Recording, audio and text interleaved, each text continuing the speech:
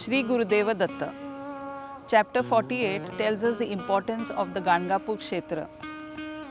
Siddha Yogi now tells Namadharak why the river Amarja is called so. He says that long ago there was a war between the gods and the demons.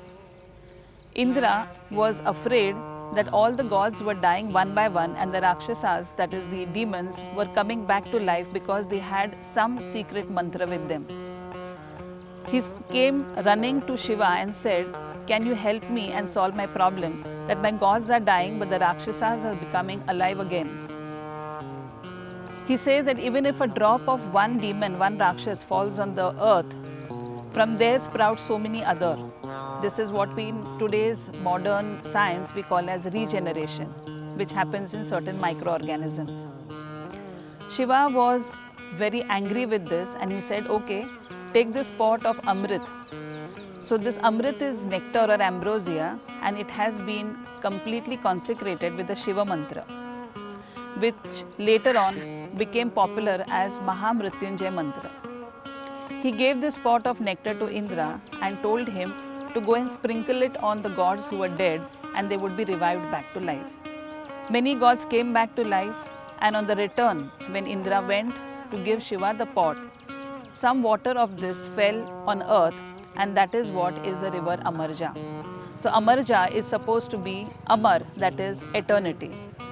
Anyone who wants to ward off their sins and have their karmas washed off can have a bath in the Amarja river. Shree Guru says a very important Kshetra is a Sangam, which is a confluence of the Bhima river and the Amarja. Anyone who has a bath in this river has moksha or salvation for lifetimes. The next important Teertha is the Varanasi Teertha, which is supposed to be having a merit of as good as visiting Kashi and Prayag. Varanasi Teertha is having a story or a history behind it too. At Ganagapur there lived a devout Shiva devotee who was so much into Shiva consciousness that he used to roam about the streets of Ganagapur completely devoid of clothes. He had two brothers, Pandurang and Ishwar. They considered him to be a madman and neglected him. One day they announced to this person, the Avadut, that they were going to Kashi. He laughed at them and said, "Why go all the way to Kashi when your Kashi is here at Ganagapur itself?" The brothers were astounded. He said, "I'll show you the Kashi Teertha here itself." He went into the pond and sat into meditation. After some time there emerged a Shivling which was very similar to the Kashi Vishweshwar Shivling. And along with that there was also the flow of the Ganga Bhagirathi. That is why one of the Teertha which is important is also the Bhagirathi Teertha. So the Varanasi Teertha, if one has a bath or a dip in this pond, is supposed to give you the merits of visiting Prayag, Kashi and Gaya. Next is the Rudra Teertha, which is similar to Gaya, where ancestral rites are performed.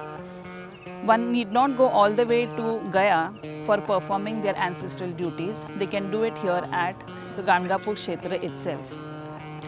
Next is the Papa Vinashini Teertha, which was recommended by Shree Guru for his sister Ratnai. His sister Ratnai had lot of sins loaded on her. First of all, she had caused a quarrel between neighboring couples. She had also kicked a calf which had just been born.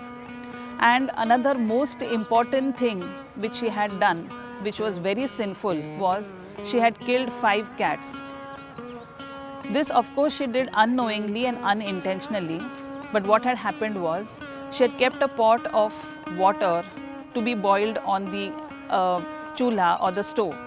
She did not realize that there was a cat which was pregnant with kittens already in the pot, and she just poured water into the pot and set it on fire.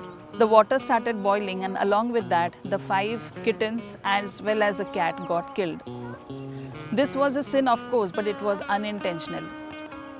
So Guru tells her that for all these sins you are going to be having leprosy, but you can have a bath in the Papa Vinashini Kshetra and get rid of all your sins in some time. He also told her that her husband would leave her and he would take away sannyas. This was the importance of the Papa Vinashini Teertha. Another is the Gokarna. Gokarna is a very important Kshetra at Karnataka, but visiting Kalleshwar gives the equal merit of it. So many such Teertha are there at Ganagapur that one visits these Ashta Teertha. It gives the merits of visiting all the holy places all over the country. In this way, the Guru glorifies Ganagapur Kshetra and leaves for his further work. Till then, we'll keep chanting Shri Gurudeva Datta.